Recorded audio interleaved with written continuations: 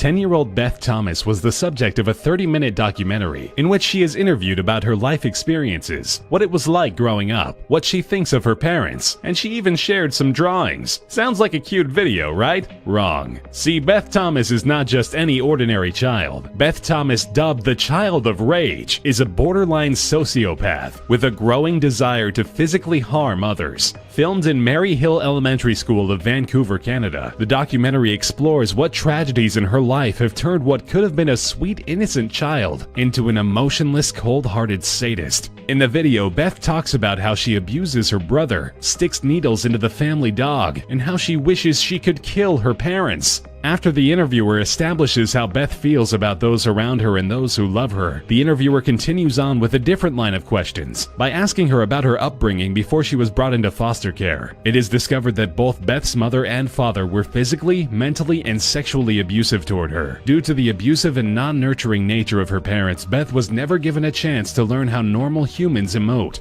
Somehow, against all odds, and with the help of Beth's new adoptive parents and many therapists, she was able to make a full recovery to a healthy state of mind. Now as an adult, Beth works as a successful registered nurse in Colorado. She even set up a charity for children who were abused.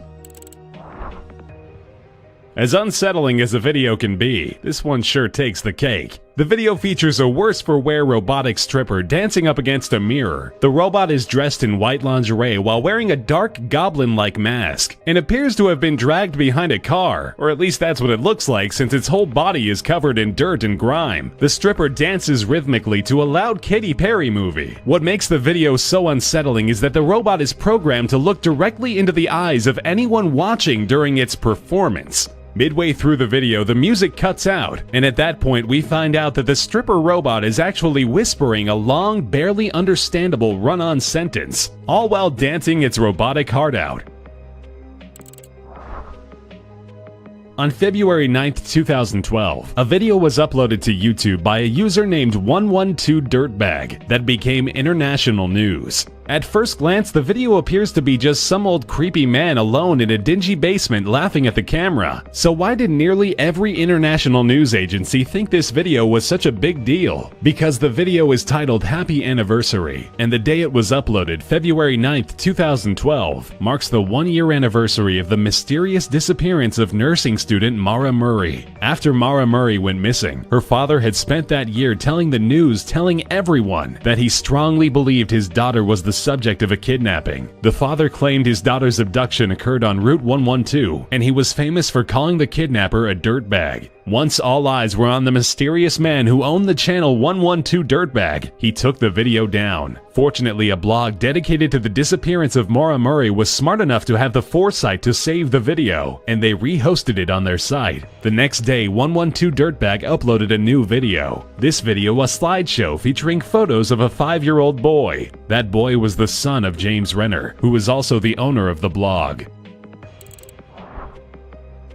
Found deep into YouTube, a Russian man creates a series of videos documenting his disturbing attempts to successfully create a homunculus. A homunculus is a very small or miniature humanoid-like creature, often created through artificial means. A homunculus is a rational animal and a supposed microscopic but fully formed human being. The Russian YouTuber attempts to create a homunculus by using a method that involves a chicken egg, human sperm, and bandages. He starts the process by cutting a tiny hole into the shell of the egg, sticking a syringe filled with his own semen into the egg yolk, and injecting the semen into the yolk. Finally, he puts the bandage over the hole and waits. His hope is that the semen and the egg will mix and create a living creature. What comes out of the eggs after a few weeks is nothing but disturbing. In the first video, after waiting 10 days, the man cracks the egg and dumps the contents into a plastic bowl. Out of the murky goop, he manages to pull out a disturbing, semi-assembled, possibly alive creature. On closer inspection, we can see that one of the extended arms slowly curls up on its own. Whether or not the creature was actually alive is debatable. In the second video, again after another initial waiting period, the man cracks open a newly incubated egg into a plastic container. This time, what the man pulls out of the murky egg appears to be somewhat sentient. For a few moments, the creature observes its surroundings, before finally landing its gaze on the Russian. The creature then shoots a clear liquid into the face of the man, causing him to react violently and crushing it with a large book. In the third and final video, the man tries once more to create a homunculus. This time he inseminates over 20 different chicken eggs. Dressed in a full hazmat suit, he opens each egg one by one, only to find out that each produced nothing. And thankfully so.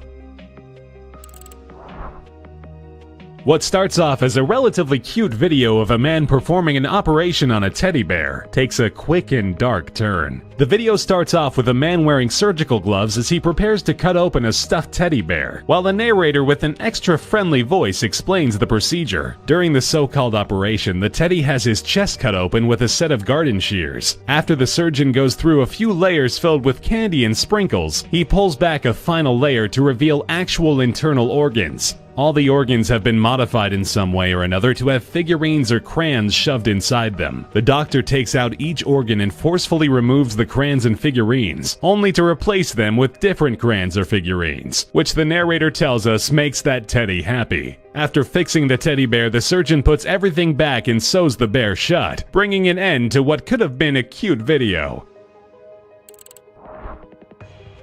In 2013, 18 days after she was reported missing by her parents, the body of Eliza Lamb was found floating inside an 8x10 water tower located on the roof of the Los Angeles-based Hotel Cecil. Police concluded that Eliza Lamb's death was an accident. They believed that days prior to her death, Eliza had stopped taking the medicine that helped control her bipolar disorder, building up to an eventual mental breakdown that led her into the water tower. The working theory the police have is that when she entered the water tower, it was full, but as time went on, many guests used water, causing the water level in the tower to lower to a point where Eliza could no longer reach the tower door, and she drowned. However, controversy was shrouded around her death after a 4-minute video of Eliza Lamb's final moments inside an elevator was uploaded to YouTube. The security footage shows Eliza hurriedly entering the elevator, then repeatedly looking outside as if someone was chasing her. She then re-enters the elevator, presses some buttons, and exits the elevator again. While in the hallway, she appears to be speaking to someone before leaving the frame. The final 30 seconds of the video feature nothing more than the elevator opening and closing. Because of this video and Eliza Lamb's peculiar behavior in it, many theories began to pop up. The two most popular theories are that Eliza was being followed home late at night, causing her to act erratic and scared. Later, the man who followed her drowned her in the water tower. The second and much less believable theory is that a ghost was haunting her. The ghost possessed her body, led her to the roof, and killed her. Of course, you're free to choose your own theory to believe.